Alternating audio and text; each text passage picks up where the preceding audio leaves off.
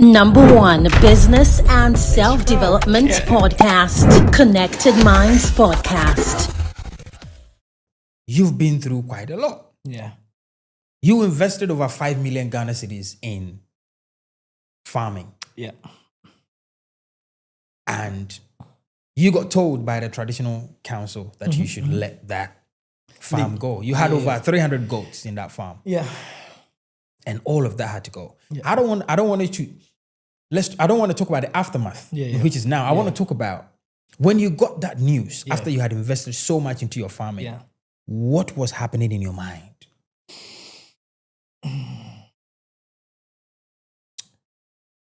I think I was hurt. I was hurt from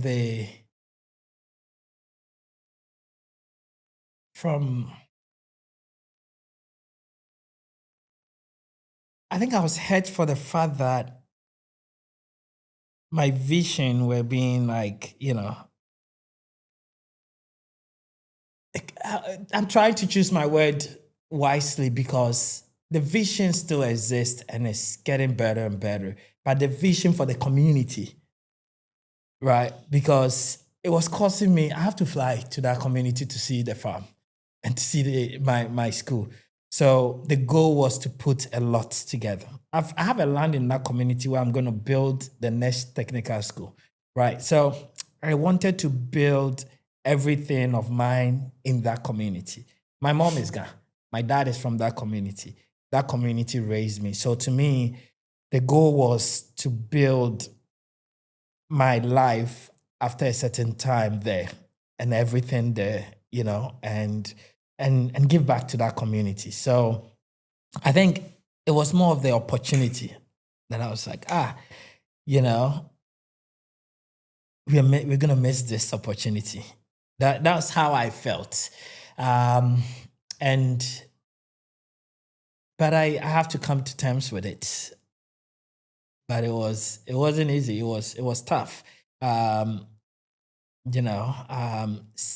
Feeling that kind of in a short-term betrayal and we couldn't really come to an understanding of what we could have achieved together. Every problem, there is a solution to it. But I felt like we couldn't. So yeah, that was hurtful. 5 million Ghana cedis is a lot of But that's investment. what you could even account for. I mean, before I started this journey, I've traveled around the world for research and so on. And the reason why that money even came out was a journalist asked me, and I was like, I don't even know. Let me call my accountant. So I called my accountant and said, hey, how much have we spent on this project, everything? And she just put the numbers together, looked through the books and said, a little over 500,000. And then so the journalist was there and then I showed him the message and say, my accountant this way. But it doesn't include, when we were even clearing the land, the beginning when I didn't even have an accountant, all the travel which was personally funded, the number of people I've brought outside to come and even So, I mean, we can put money on certain things, when the passion is there. Did you feel like giving up at that point? Oh, no. It was a piece of the puzzle that has just been removed. And that's when if you're able to see the bigger picture, then you know the part each is going to play.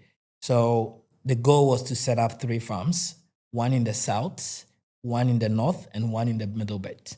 I started from my hometown, so that's the middle belt, in the Bono region, to use it as the experimental farm, figure things out. Once it's working, let's get it to the other regions so that people can have access to this kind of farming and learn from it. So when that model, and I had already bought the lands in all those sectors. So like I said, it was 3 pieces of a puzzle and one was just shut down. So quickly, I fall back to the other piece and then quickly built it. You were given 2 weeks. Yeah. To move the entire, goats you had. Yeah. And you decided to speak to the team to see whether they'll be willing to, come to a better agreement that will favor you. Yeah. Why do you think they didn't agree?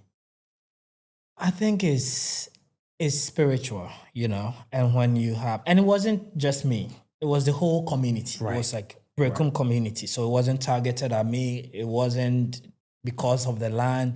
It was a tradition that have been let go for years. The owners of the land are now saying that due to one or two things, we want to go back to our tradition. Peace out. And the tradition being you can no longer rear Have goats in this community. Exactly. Great. Did you know that before? I knew that as a kid. When we were growing up, I mean, we knew that goats were not allowed in goat, dogs, even firewood. You can't bring a long firewood. You have to cut it into pieces. Palm nuts, you have to cut it into pieces before. So these are all, how do you call it? Superstition or beliefs that we had as a kid. But also growing up, we've always had dog. I had a dog as a kid. We've always had goats there.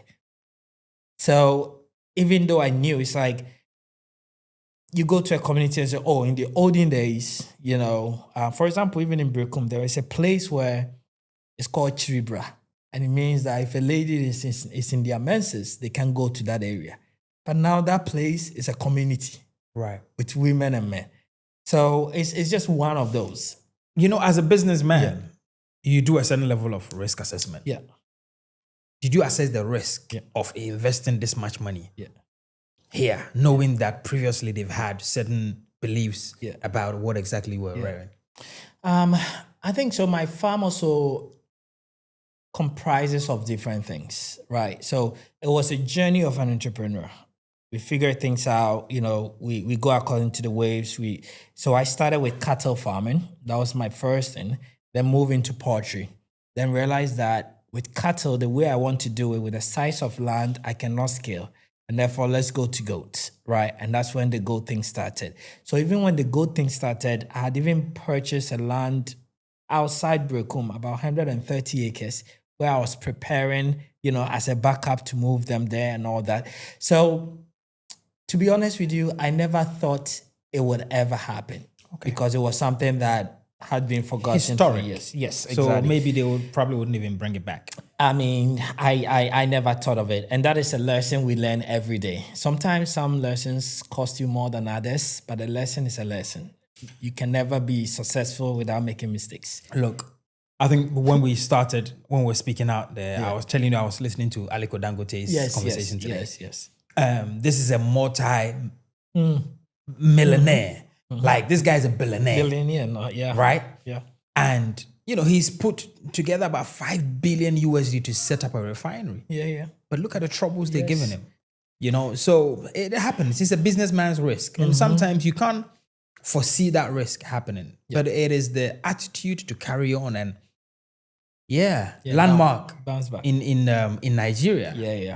He had a land, right? So business is, I say that entrepreneurship is very rewarding. If you're crazy enough to say that's what you want to do, you must be prepared for everything that comes your way. You're right. Yeah. So you've done great. And then I hope now you sold a lot of the goats. Yeah. But now you are working even bigger. Oh, yeah. Beautiful. Yeah. Beautiful.